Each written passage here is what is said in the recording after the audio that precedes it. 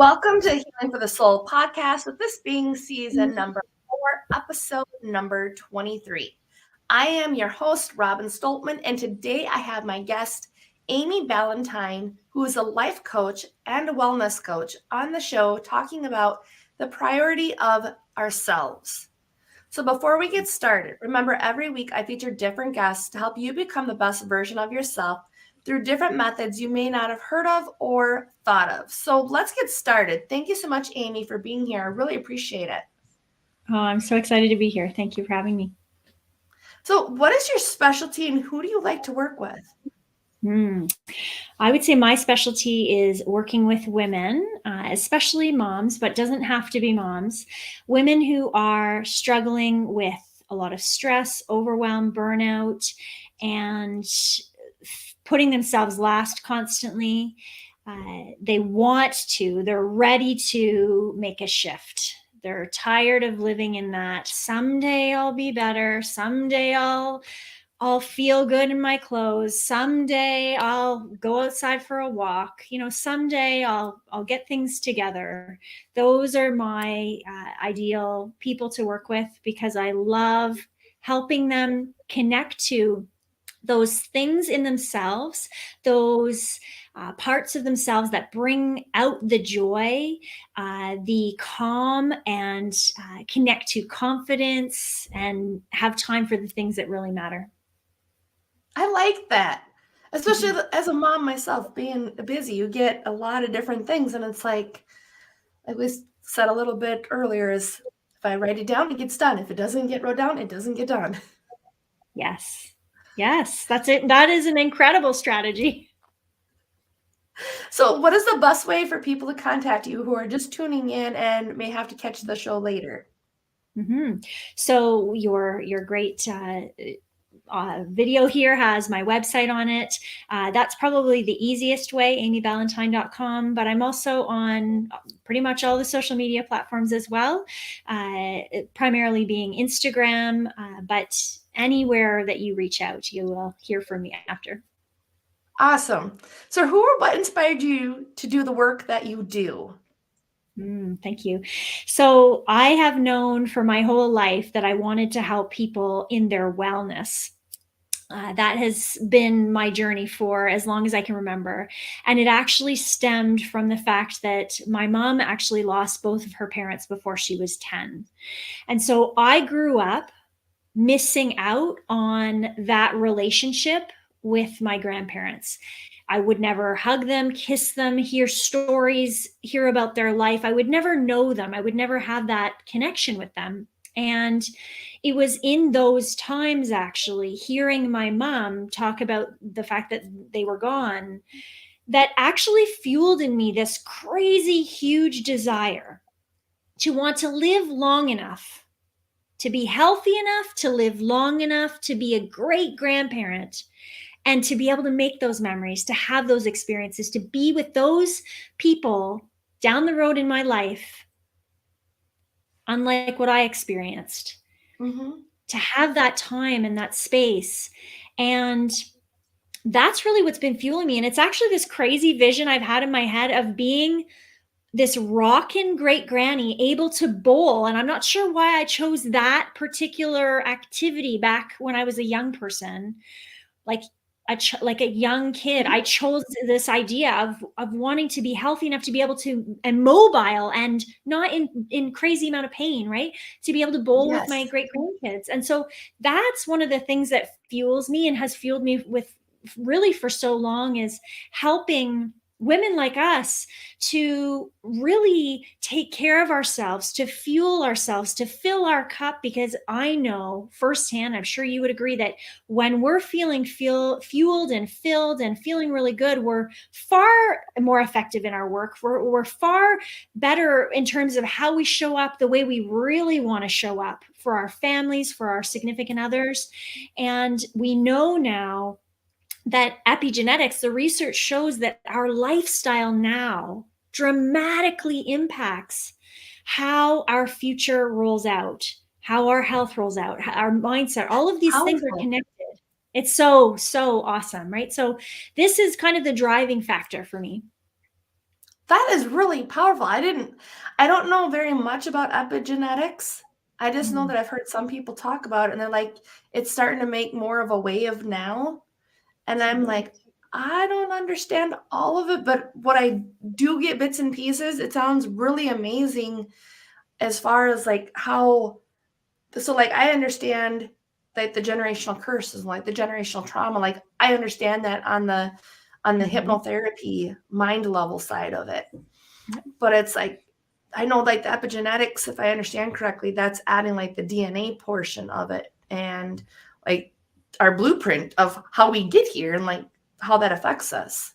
Well, it's looking at the long-term belief was that our DNA is what will happen to us down the future. Meaning if your family had cancer, you were likely to get cancer. But now the epigenetics is showing us that our lifestyle impacts our future as well. So you're not just destined to have cancer because someone in your family tree did. How you live your life right now, that how healthy you eat, the water you intake, how you deal with stress, all these components of our life help us long term. And that I think is so exciting. It means that we can shift and let go of this thought that we're like kind of doomed to a certain path, right? And that's exciting. That is a lot more exciting because I'm like thinking like all the things that I was told, and I'm like, this doesn't make any sense. It's like one of my beliefs has been is that, yeah, I have the signs of the breast cancer because it was in the family, and people are like, well, it skips generations and all that. And I'm like, but I can either choose to accept it or I can choose to say, you know what, I'm going to do better than that. And I'm not going to have it. I'm going to refuse it. So that's what I've done. And I'm like, that's what I did when my doctors said that I was going to die after I had 5 C-sections in a row. And the last 2 I was supposed to die at. And I'm still here. And I'm like, I think I'm 100% sure the mindset is overriding what people are cursing me with instead, because we can curse each other with our words. So I'm like, I like that part of the epigenetics. So yeah, that is very fascinating because yeah, our lifestyle is huge, and you would know that even more on the wellness side. Yes. Of it. Yes. Like, there's so many. Yeah. So think about how good you're doing by taking care of your mind, and as you add those wellness components to it, such cool research on how we can impact our genes even by our lifestyle, by our mindset. Oh, it's so very, very cool. That's awesome. I'm gonna have to look more into that because, yeah, that like I said a little bit about little bit before we started the show. I'm like, yeah, I started picking up different things that people have been telling me on the podcast, and I've been applying it because I'm like, well, why should I just share the information? And this is for all of our listeners or our viewers. If you're just listening to the information and you're not doing anything with it, you're basically not doing yourselves any favors, because I started applying them and there's a huge difference. Like something as small as a banana. There's people that like, you have to eat organic, and there's some people like, there's no difference. There is a difference in the taste of a banana that's organic versus non-organic. I don't know what the difference was. Well, but also it's like the amount of chemicals you're putting into your body impacts your cells at such a huge level. So I like to say where you can make the shift, because economically everyone maybe can't, but if you can choose, instead of one of the dirty dozen, choosing one of those things to be an organic option, that's like moving the needle in a healthy way. That's so great. Yeah, and that's where I'm like, if you can do one thing that helps move it, and then over time it's like it's not so bad. Yes. But yeah, I just thought that was so interesting, like just the difference in the banana, like the taste of it, and I didn't get sick afterwards, because typically I get sick after eating bananas, and I didn't get sick. And I'm like, there must be something with this organic, because I'm like, I'm always working on my mindset, and I'm like, I'm doing all this mindset work, and then the one day after like all the different podcasts, I'm like, I really should be applying the physical and like the food part of it now, because my mind said, yeah, that's going to help me live longer, but the food I eat and like the exercise, that's going to determine how long I live too. Yes, it's all in there. It's all together. Yeah. And that's like the beauty of it. So then is that what you're doing with your Yes. life coaching part and the wellness? It's just like you're just like a whole, adding like the It's whole all picture. together. Yes. That is awesome. So then in this, what type of services do you provide for women or offer them in what Yeah, it is that so you're doing to get that whole picture? thank you. Yeah, so I have one-to-one coaching. So when people want, to have that individual time, and I am not a person who has like this is the process that everybody follows. I am a person who looks at what are the things that are working well for you, Robin? What are all the pieces that are working well, and what are the areas that you want to see improved? Because just because a program, let's say a certain diet, for example, works for somebody, if you already have components in your life that are working well, why would we change that? That doesn't, Yeah, it doesn't make any what works sense. best, right? So it's working on the pieces of your lifestyle, your mindset of you, as you have mentioned, your beliefs, the different pieces that you want to shift, and focusing on those. So I don't believe in a one size fits all, and that's where things like my one-to-one coaching were really focused and specific on you. Now I'm super pumped because I have a new program that's launching very, very soon, and it is this Someday to Today membership around group coaching. So it's making coaching more accessible for more people. Some people just don't have the means and able to do one-to-one coaching. So it's a way for not only for them to get that coaching and support in that group environment, but they also get that community feeling. They get that connection and realization that we are not alone. Thinking these challenges, having these different things, around why writing stuff down can be very powerful, and learning from each other in that sense of community as well. That someone else had this experience, maybe I'll try it out, maybe I'll throw that away because it didn't work for me, I'll try something different, in a space of encouragement and celebration. So I'm really about helping women who, and I'm generalizing here, but my understanding of many women is that we don't see the things that are around us that we're doing every day. We don't celebrate them enough. So that's one of the biggest muscles that I'm helping women to strengthen. And that is a huge fuel.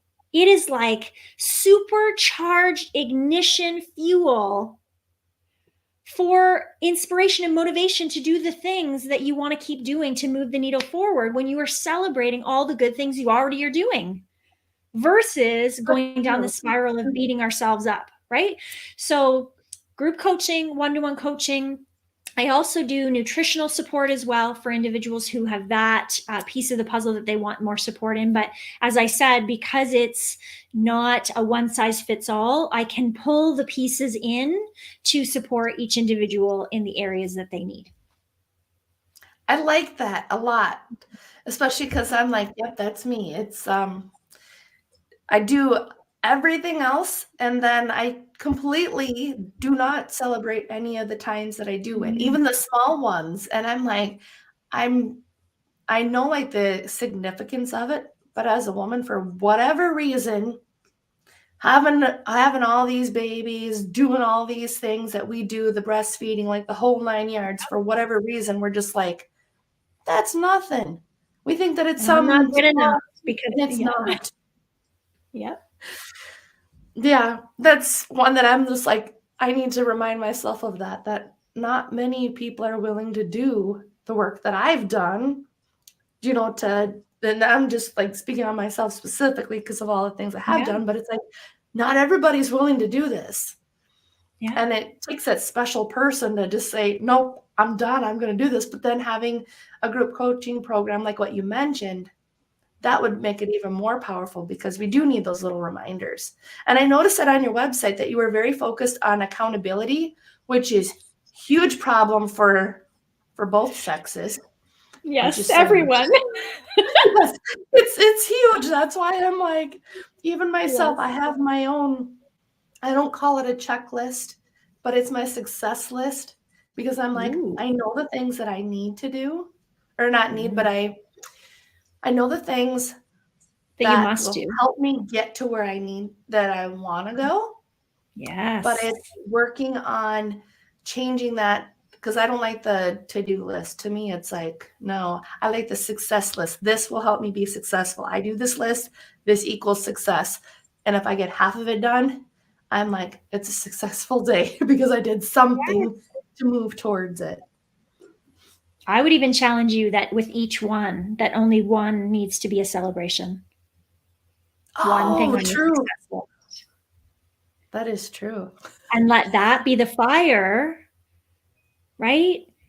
The Yes. celebration be the fire. We're so much more likely to be ticking things off, whatever strategy you're following, success list, Mhm. checklist, day plan, whatever. We're more likely to do the things that will move the needle if we're being kind and caring and supportive and compassionate and loving and cheerful and all the things toward ourselves, right? That is true. We get That is better really, at, really true. right? When we do those things with our children, when we're like that with our significant others, when we are spreading that kind of energy, the results are awesome. When we choose to True. do that with ourselves, look out. But so often we're down on ourselves, we're negative. I didn't do this, I didn't eat that fruit, I didn't, yada, yada, yada, Yep. yada. So that leads me to one of my questions because it sounds very similar. So, do you typically work with women, or do you notice a lot of women struggle with the not good enough in this Ooh, area because they're not celebrating those wins? yep. Yes. I'm not Yes. alone on that then. You're not alone. I mean, like that's part of my own journey too. Like and that's what I love watching. I really call myself a witness to this journey, being with people in the coaching. I'm just asking questions. I'm shining the light. I'm peeling back the layers and helping these people to see what they're saying to themselves, what they're thinking to themselves, what they're saying out loud, the actions that they're taking. I'm just helping them to see with more clarity, wait a second, number one, I am doing pretty awesome. Like when Yes. I actually peel back everything, I am doing pretty awesome, right? And Mhm. are the stories that I'm telling myself true? And these Not aha all of them in moments, my like, case. no, like the majority of them are not true, right? No, they're not. So And that's getting the more hard part, clear. is Mhm. dealing with that. So you Yeah. help women deal with that part of themselves that are just like, I'm not doing what I need to, what I should be doing. We should ourselves, and we're not supposed to should on ourselves, but I'm just saying, like we know all of these different things. So it's being able to help people, helping women break through this cycle of the not good enough, and then having that connection with other women. Because I definitely saw that on your website. You are very much connection oriented, which is awesome because to me, it's like that's what we need. All of us Yeah. women really need to come Especially together now. and be like, hear us roar, and not like in a roar, like in a whatever roar, like burn our bras type of thing again. We don't need to go back that far. But I'm just saying, I think that that would help because The energy of there's, women lifting each other up. Yes. yes. And there's a big difference. Like I noticed that. I don't know. I think that's where your group coaching, that the membership that you're doing, I think it's going to be absolutely amazing because I can definitely see like when you have more women to hold each other up, accountable, and be like, Yeah. you got this. That's where the magic Yes. really does happen because you get the energies off of other people.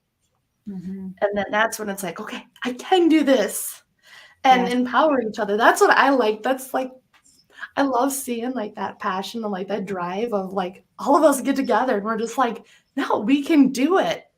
I Yes. started noticing that on TikTok. There's this one mom who does like the homeschooling, and the way she's been educating people just about like the homeschooling part. I'm like, you know what? She's right. I had a baby. I know how to take care of my kids, but yet, why should I have somebody else do it? Like, I know how to do it. Like, I know how to give them those skills of the cooking and the cleaning and all of that the school doesn't teach. That's a necessity to live. And I'm not saying Yes. anything bad about school. I'm just saying in general. So then yesterday, I'm like, you know what? I feel extremely confident that I can make homeschooling work because it doesn't have to be just 8 hours in a desk. It can be Yes. little bits here and there. So it's like, it was amazing. I'm like, I am confident about this.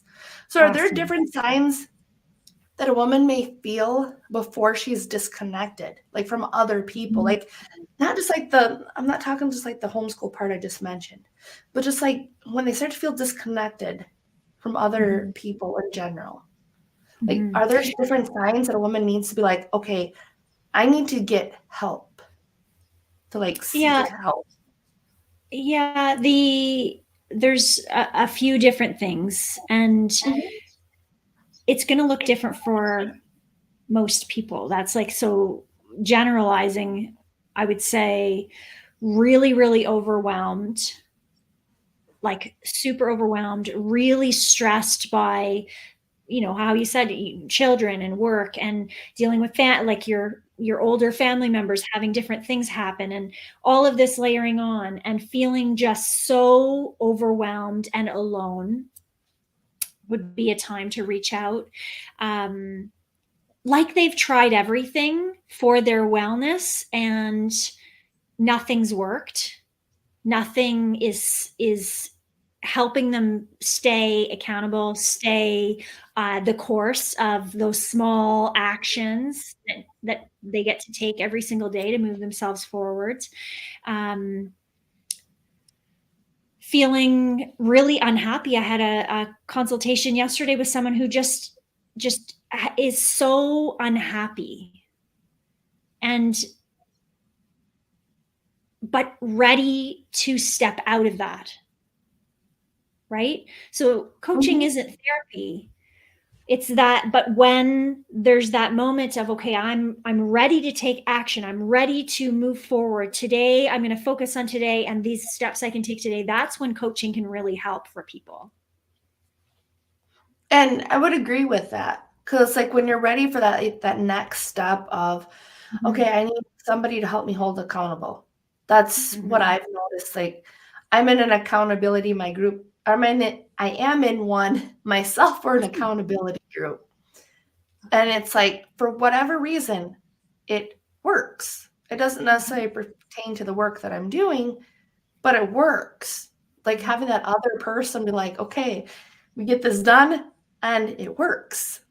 Yeah. And it's like that accountability, the connection.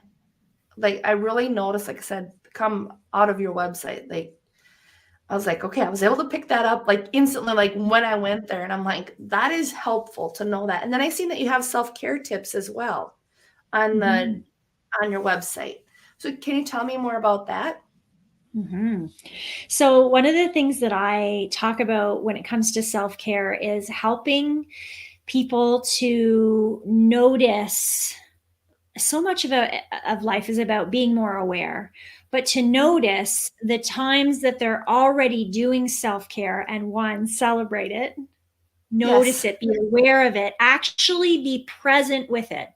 So I know with lots of moms who are new moms, having a shower is like the thing that we just like crave, right? Like if I could Yes. just have a shower, right? When people are at that place, I want to invite people in that place to really be in that moment. And I don't just mean like scrub harder. I mean really actually touching the arms, touching the legs and actually saying, I'm so grateful for my body.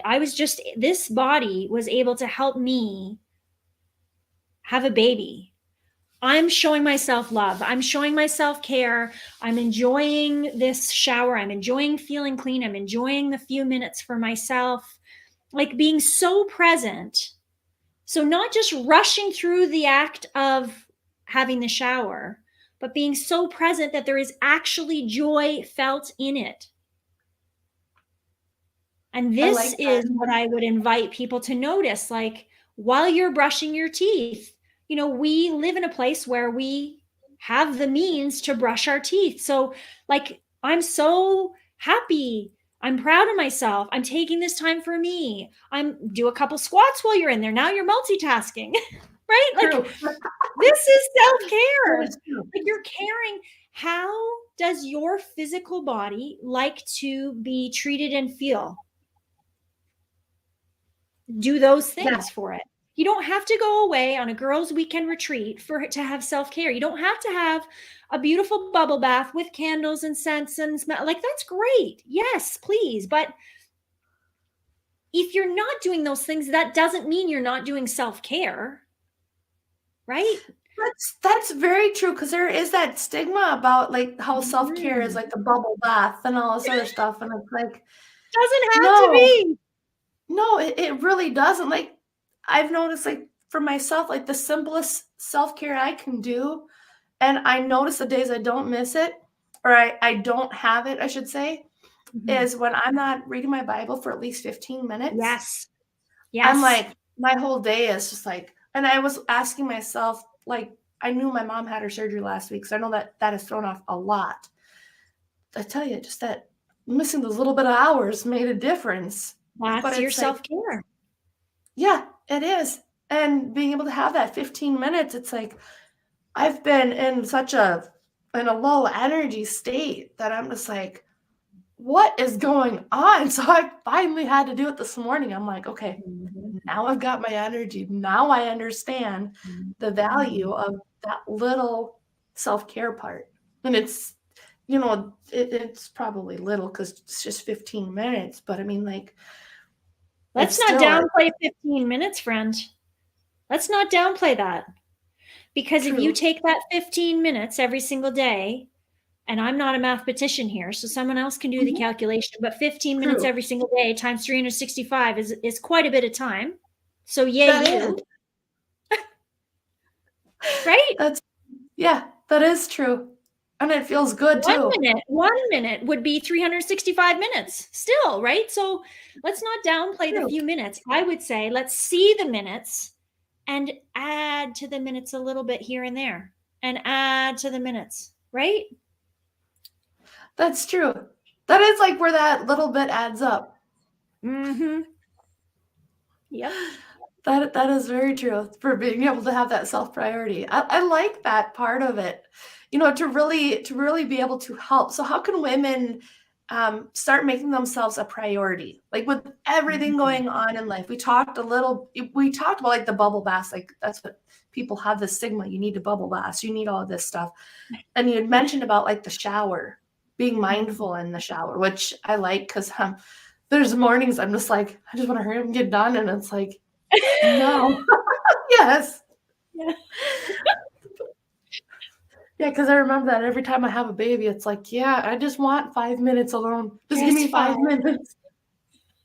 I'm like, I'd be so grateful for 5 minutes. And that's what I keep telling myself throughout the day. I'm like, sometimes I've actually come to this conclusion, and I was thinking maybe this might help women in general make themselves a priority, too, at the same time. Like, get your thoughts on this, is that we put ourselves first. Because then we put ourselves first, then everybody else can be taken care of. I started doing this with my kids, because they're like, who's number one? They kept like wondering. They're like, I keep saying, I got to take care of number one first before I can take care of anybody else. And the kids kept asking me, like, who's number one? I'm like, I'm number one. Because if I don't take care of me and my needs, then you guys aren't getting taken care of. And and because I've got toddlers, I'm like, okay, if mommy doesn't go to the bathroom, then I can't take care of you. It's the exact same concept with our self-care. And I was like trying to understand the two myself, but I'm like, no, it is in a way, because if I don't take care of my bathroom needs, I can't do anything else, because it's going to go all over at some point if I don't take care of. So and it could kind of cause health concerns. And I would say, I want to celebrate you, because even though you have toddlers, I talk about this actually in the membership, in this idea of we get to educate the next generation, even as toddlers. The way that we act right now and show up right now is they role model our behaviors and our words, right? But in you taking time to say to them, Mommy is going to the bathroom. I am putting myself first so I can be better and show up in my best possible way. Notice I didn't say for you, because it doesn't always have to be for someone else, right? So I can be better, my best version of myself, as you said at the beginning of this podcast. So I can be better for everyone, for myself, so I can be the best version of me. I'm going to go to the bathroom right now. And it's just these small moments in life, but it's having those conversations. This is helping us to create the legacy we want, not raising up a whole new generation of kids who put everyone else above themselves. Their needs don't matter. They're not enough because they're not doing everything for everybody all the time. No, we got too much of that already. Yes, we're raising up a generation that sees that what feels good in your body. So you can say the words, what feels good in my body is doing this. What feels good in your body? You know, what do you need to feel comfortable and safe and feel happy today? What will make me feel happy is taking this 10 minutes to read the Bible, if that's the thing that makes you feel happy and joyful and connected and loved and all the things, right? So it's starting that legacy conversation is, I'm celebrating you for just having those few words. And I know it will change as the children grow older, the conversation, but if you start them now, awesome. You're already on the journey of having the conversation. And I would say, you asked, how do women prioritize themselves? Exactly in that. It doesn't have to be, again, this giant thing. It's often small things done consistently over time that actually help us to have the biggest difference in our lives. So one of the things that I did for me is recognizing that something that helps me feel really good and happy and helps my body is to have a smoothie in the morning. And so I choose the flavors. I might be making the smoothies, but I'm choosing the flavors, and I'm choosing the flavor that I want because I'm putting me first about what flavor I want. And it's not about, now my daughter will sometimes say, hey, Mommy, can we have the peanut butter banana one? And I'll be like, yeah, that feels good to me, you know? But most of the time I'm choosing it and I'm making it right away so that I can enjoy that breakfast and something that feels good to me. And that is part of doing something for me. And do other people benefit from me choosing to do something for me? Sure. There's nothing wrong with that. No, there isn't. But it's that subtle shift in, I am doing something for me and noticing all the times. I like that smoothie idea too. Now I'm thinking that would be a great idea. Yeah, great way to get like extra spinach in, fruits and veggies. Yes. My one son, he won't eat bananas anymore plain after I made him banana shake one time. He's like, he won't touch the bananas now. So they just sit there and turn black. And then I'm like, okay, now I got to make the banana shake because he won't touch them. Yep. Yep. You can hide it. I'm like, that must be something that he's just like, this is what Mommy does for me. Yep. So, I've enjoyed our conversation a lot. What is the best way for people to get in contact with you? Just one more time for our audience so they can really get in contact with you, because I think your group program is going to be absolutely amazing. I really do. Thank you. So I would encourage people to go to amyballantyne.com/someday. That's where the program is. All the details are there. On that website as well, there's a spot to grab a free Make Yourself a Priority guide with some of my top tips there. So I invite people to go and get that free guide and begin implementing me and implementing them and send me a message as to what things are exciting and helping you on your journey. Otherwise, on Instagram would be another opportunity, and that's at Amy Ballantyne. Awesome. Thank you so much, Amy. I really appreciate your time and your energy. And same for our audience, either listening or ones who are viewing the podcast. I really appreciate your time and your energy as always. And thank you so much for tuning in to Healing for the Soul podcast. Make it a great day.